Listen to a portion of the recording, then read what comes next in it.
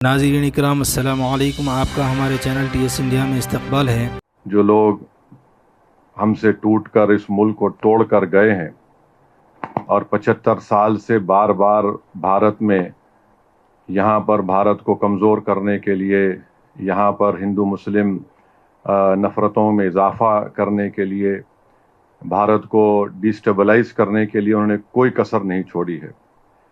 اور میں تو یہ کہوں گا کہ لوگ پارٹیشن کے بارے میں بہت سی باتیں کرتے ہیں، مگر میرا ماننا یہ ہے کہ جو شرارت کرنا چاہتے تھے وہ توڑ کر چلے گئے، جو امن پسند تھے وہ ٹھہرے رہے یہاں پر۔ تو یہ حقیقت ہے اور اس حقیقت کو ہم کو سمجھنے کی ضرورت ہے۔ میں جب یہاں پر آ رہا تھا، جو بات آپ سے عرض کر رہا تھا، تو پاکستان نے اب جو نیا حملہ کیا اس کا نام انہوں نے رکھا ہے کہ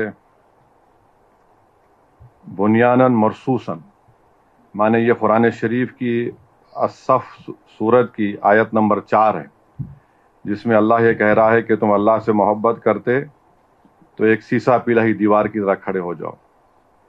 مگر اتنے جھوٹے ہیں یہ پاکستان کی آرمی، ان کا اسٹیبلشمنٹ۔ اگر آپ اسی سورے میں دیکھیں گے تو اس سورے کی آیت نمبر 2 میں اللہ فرما رہا ہے کہ تم کیوں ایسی بات کہتے ہو جو کرتے نہیں ہو۔ اس کے بعد یہ آیت آ رہی ہے۔ تو اتنے جھوٹے ہیں کہ قرآن کو بھی، آیات کو بھی، اس کا پورا مقصد حاصل نہیں کرنا چاہتے۔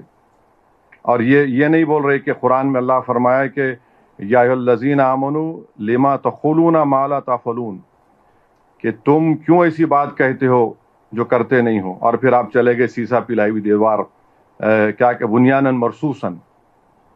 تو کیا ہمارے پڑوسی ملک جب ایسٹ پاکستان میں بنگلہ دیشیوں، بنگالی مسلمانوں پر آپ گولیاں چلا رہے تھے تو کیا آپ سیسا پلائی ہوئی دیوار بھول گئے تھے؟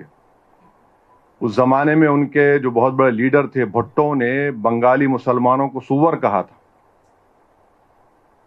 اور پھر ان کے بہت بڑے خداور قائد نے کہا تھا کہ جو بھارت میں مسلمان ہیں وہ ملچاز ہیں، مانے بالکل ہی نچلی ذات کے ہیں۔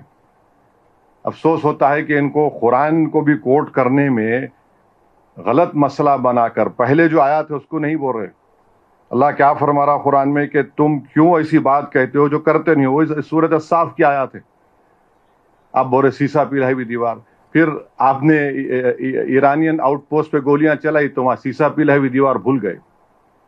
بلوچیوں پر آپ قتل کرتے ہیں، سیسا پلائی ہوئی دیوار بھول گئے آپ۔ افغانستان میں آپ یقین نہیں کریں گے، جب 9/11 کے بعد یہی حکومت تھی، یہی اسٹیبلشمنٹ تھا جو معصوم لوگوں کو، جو ڈاکٹرز تھے، انجینئرز تھے، سرجنز تھے، صرف $15,000 کے عوض میں ان کو امریکنوں کو بیچ دیا۔ $15,000 کی اس میں کتابیں لکھی ہوئی آپ پڑھ سکتے۔ اور افسوس اس بات کا ہے کہ قرآن کی آیت تو بول دیے، کیا یہ حرمت کے مہینے نہیں ہیں؟ اس حرمت کے مہینے میں تو حملہ ہو ہی نہیں سکتا نا۔ چلیے آپ بولتے آپ اسلام پہ ہے، ذیقعد کا مہینہ، ذی الحجہ کا مہینہ، محرم کا مہینہ، تو یہ تو حرمت کے مہینے، آپ حملہ کر ہی نہیں سکتے۔ آپ تو اسلام کا پرچم لے کر جو جھوٹے دعوے کرتے، تو آپ نے حملہ کیا اور آپ نے پونچھ میں 14 لوگوں کی جو موت ہوئی، اس میں 4 معصوم 10 سال کی عمر کے مسلم بچے تھے۔ حرمت کے مہینے میں آپ حملہ کر رہے ہیں۔ اب میرے بولنے کے بعد بولیں گے نہیں نہیں ہم دفاع میں کر رہے ہیں۔ ارے 75 سال سے تم دفاع کر رہے ہو یہاں پر۔ لمبینی پار، گوکل چاٹ میں جو حملے ہوئے وہ کیا تھے بتائیے؟ پھر دلسکھ نگر میں بم بلاسٹ ہمارے شہر میں ہوا، کیا تھے؟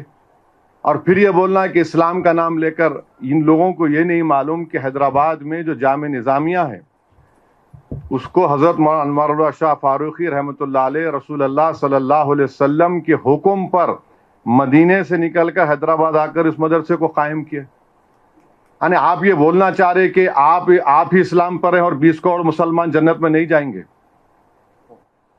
آپ ہوتے کون ہیں بھائی؟ اسلام کو کیوں لے کے آ رہے؟ آپ ایک جارحانہ موقف 75 سال سے بھارت میں کر رہے ہیں، آپ وہاں سے دہشت گردوں کو بھجا رہے ہیں، اور آپ یہاں پر پونچھ میں آپ مار رہے ہیں۔ آپ اب تو ایک گرجا گھر کو بھی آپ نے نقصان پہنچا دیا۔ ایک ہمارے آندھرا پردیش کے ایک بہادر سپاہی کی بھی اس میں ہلاکت ہوئی ہے۔ آپ اسلام کی بات کر رہے ہیں، مگر آپ جو چائنا کے زنجیانگ میں جو قتل و غارت گیری مسلمانوں سے ہو رہی ہے، آپ ایک زبان پہ نہیں آتا آپ کے. یہ اسلام اور ایک نام لے کر ایک جنگ نہیں کر رہے ہیں، یہ صرف بھارت کو ہمیشہ پریشان کرنے کے لیے 75 سال سے حرکتیں کر رہے ہیں.